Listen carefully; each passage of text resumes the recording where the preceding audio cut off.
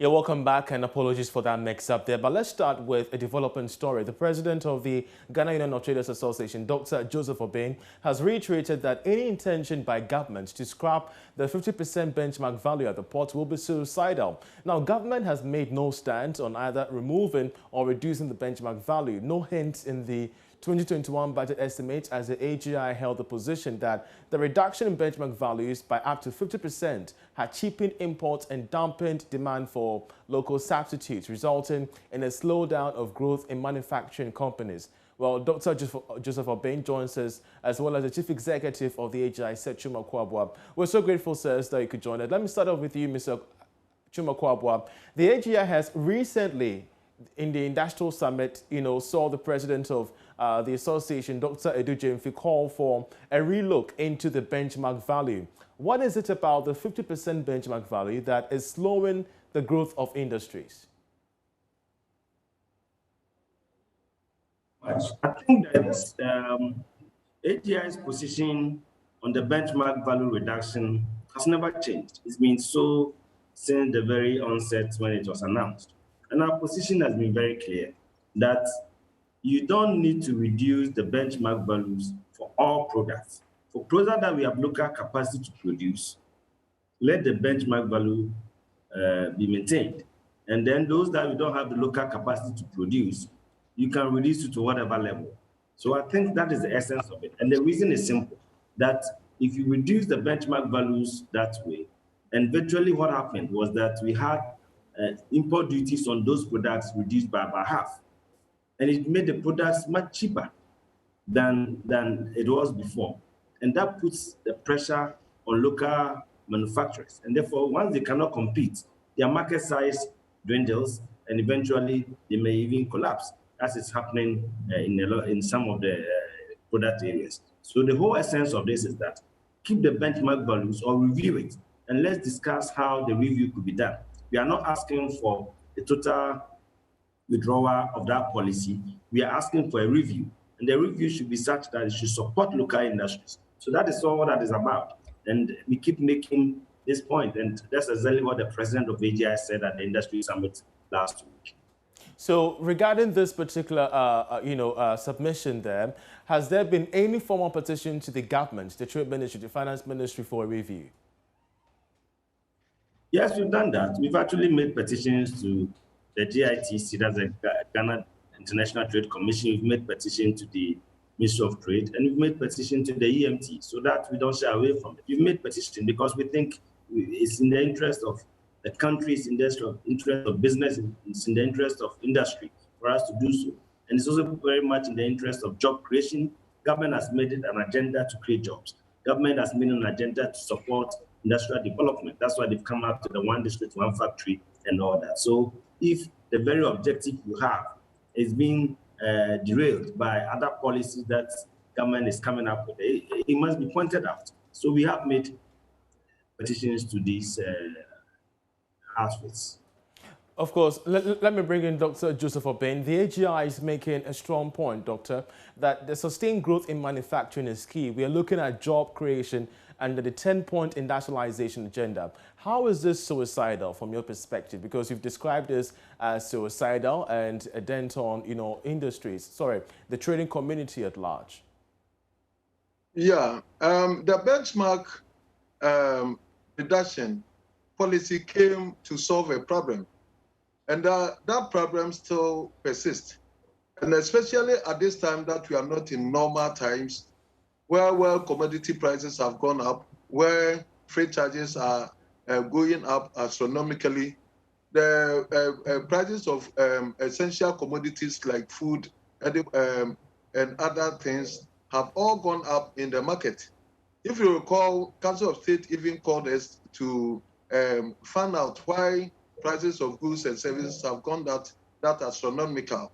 So the times are not ripe for such a removal of a lifeline policy that have been helping us. But of course, we did hear clearly from the AGI that they are not calling for a removal, but they're calling for a review to sustain local industries. And what are the industries are they talking about? They should come up and say that these are the industries. These industries have been able to help the country achieve sustainability. We don't have any such company that can boast of that. We Well, depend about 90%. we do have local industries that are really pulling their weight. We do have local industries within Ghana's free that are really having international, precedence. We're talking of Casa Preco, we're talking of Inkulunu and the other industrial, companies. Yeah, when those companies are capable, you see that you cannot even compete them. When they are able to work, when they are able to perform, and that's what we aspire. We want all the manufacturing companies also to do. Before you come into manufacturing, you should have done your due diligences to know where you have the competitive advantage. All the companies that are doing marvelously well, they do not complain about these things, because then the locals cannot even travel and bring the goods. And that's where the government should look at and support them. When they talk about rice, we haven't achieved rice sustainability. We haven't even gone up to 20% of the national sustainability that we aspire. We haven't gotten even 20%. Well, but the AGI has also raised concerns about dumping, Doctor. They've raised concerns about dumping when we're having the benchmark value at 50% and we're increasing the import yields. It ends up in matters regarding dumping, which in fact it disrupts their value chain of operations. How do you respond to this? Dumping is where the locals do not even have the ability to consume. The rice that is coming here is because we do not have a self-sufficiency in the local productivity. We don't have it even to consume, and then these goods come and we consume. So it is not being dumped here. And let me tell you, even the one that they call is local production, it's not even local production. They also bring the raw materials from they bring this thing paddy rice from abroad, and then come and refine it here. And then about 6 people will be at the refining place, and they say that it's local productivity. No. And when it comes to even edible oil and all that, they bring all the crude.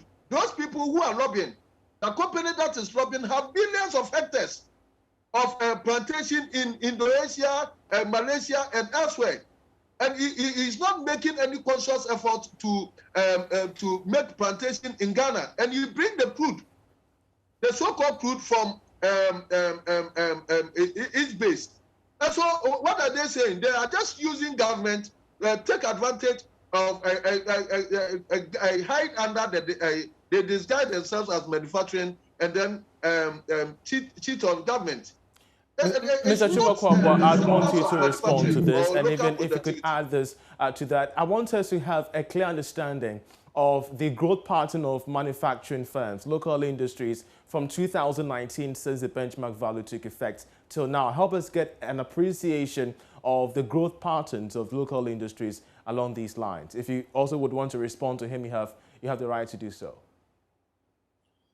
Well, I think that my friend Mr. Ben should relax and not stress himself up too much. The point is that we are talking of local production. Local production, there's nowhere in this world that everybody does 100% of everything. I think in most manufacturing countries, there is some value addition that is done. That's why we call it a review. When we review, we can specify the percentage. If the percentage is that if you don't add more than 50% value locally, it cannot qualify. That is part of the review. But you cannot say that because you import raw materials and then some part of the product is outside, then it's not manufacturing. That is not so.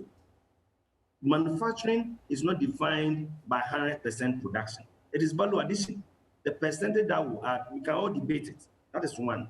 The other thing is that bear in mind that some countries, because they want to push the export agenda, they give special incentives to their manufacturers to push into your market. And there have been several instances like that. We have taken issues to the GITC, and it's been resolved at that place. And some of them, some duties have been imposed. So there's evidence to back that. It's also important to mention, you said what has been the trend. You know, specific industries have suffered under the benchmark value introduction. It is clear, the figures are there. We can interrogate it at the right time. The figures are there. So we cannot say that it's been all good for everyone. And indeed, if you want to support manufacturing to grow, and as I said, we are talking of continental free trade agreement, we are talking of one district, one factory. If you want to prepare our industries to be competitive and export to this market, you don't destroy their capacity now. You cannot say that you should have 100% local capacity before you introduce such incentives. It's not done anywhere. You need to grow it. And growing it means that the existing capacity you have, you protect it. Protection does not mean ban goods from entering your market. All other economies do so. Why are we singling Ghana out? All other economies do so. Recently, when Nigeria has even banned 41 certain products from entering their markets. What about that? So we are not even asking for a ban. We are not asking for any special taxation. We said, let the status quo as it was remain for the products that we have local capacity to produce. That is the argument. The thing of the trading public are also traders of local manufactured products. So what do we give the impression that the trading public is only the traders of imported products? So if we produce locally, and the goods are available at a competitive price, the traders can also deal in those products. It's not really affecting the trading public. It is really anything. The effect is actually on a few importers, and there are only a few who import to also supply. These same traders who are sitting in the market, they are also marketers of locally manufactured products. They can get the products from local sources. And so if you give the impression that when you remove this policy on certain products, the traders will all suffer, it is not true. There are other alternatives. They can source locally. It's only a few importers who are also benefiting from this. So I think that when we look at these issues, let's look at it from a strategic point of view for the country. What is best for us as a country? Are we going all out to liberalize everything? Then we should make every import zero. Kill all our local manufacturers, let the investment go, let people sit at home, buy and sell. That's all we want to do. Let's do it. But I don't think that is the objective that we all want to achieve. That's why we are saying that we are not asking for complete withdrawal. We're saying that let's review it. And the review, you go into details. And I'm surprised Mr. Obin is saying that there's no local manufacturers who can have capacity to produce anything. And there are several products we are producing in the country, and their own members are marketing some of these products. So I think that when you ask for a review, it means do thorough analysis of the product range that we are talking about. All right. Do thorough analysis of the level of value addition we are doing, and see how we can incentivize local producers to come up so that it supports the development of the country and the government's own agenda of growing local industries. Mr. Shumakwa, we're so grateful for your time. Dr. Obin, we're also grateful. Just have 30 seconds to just wrap up, Dr. Obin. Yeah. The reason why I'm saying is suicidal. These people, they cannot even sustain. We have been there before. President Rawlings' time, they introduced special taxes so that it will encourage local productivity. And then the locals try to buy goods from local sources. You send money to them 6 months, 8 months, they haven't been able to supply the goods to you. That's what I call we haven't attained sustainability. And then the reason why I'm also saying that is suicidal is that before the introduction of the benchmark policy, Cote d'Ivoire was importing rice of over 1.5 million metric tons. After the introduction of the benchmark policy, they are now importing around 1 million metric tons. It means that over 500,000 metric tons were being smuggled through the Western Corridor. If taxes are not affordable, it induces a lot more smuggling. All right. And it doesn't help government and the industry itself. And for them as manufacturing industries, they have it all. Government give them all the necessary subsidies. Government give them exemptions. They give them tax exemptions. The VAT that they pay is refundable to them, and they have it all. They cannot transfer any gain into the consuming public. So it's quite clear. It's quite clear that both sides of the divide, the AGI and the Association of Ghana Industries, are much more bent on a review, if possible. Gutsa still insists there should not be a review or retraction of the 50% benchmark. But do you know what? We're going to be getting the Finance Ministry, the Trade Ministry, players in this space to give a reaction and the stance to this once and for all. When we do that, we'll give you updates in our subsequent bulletins. We're grateful to both gentlemen for their inputs on this matter. Thank you very much, gentlemen. Hello, my name is Evans Mensah, and you can relive all the fun and excitement on Top Story, Newsnight, and of course, Ghana Connect via podcast. All you need to do is to log on to my Joy Online/podcast. Search for your favorite show and relive the moment. Joy 99.7 FM, your radio for discerning listeners. Joy 99.7.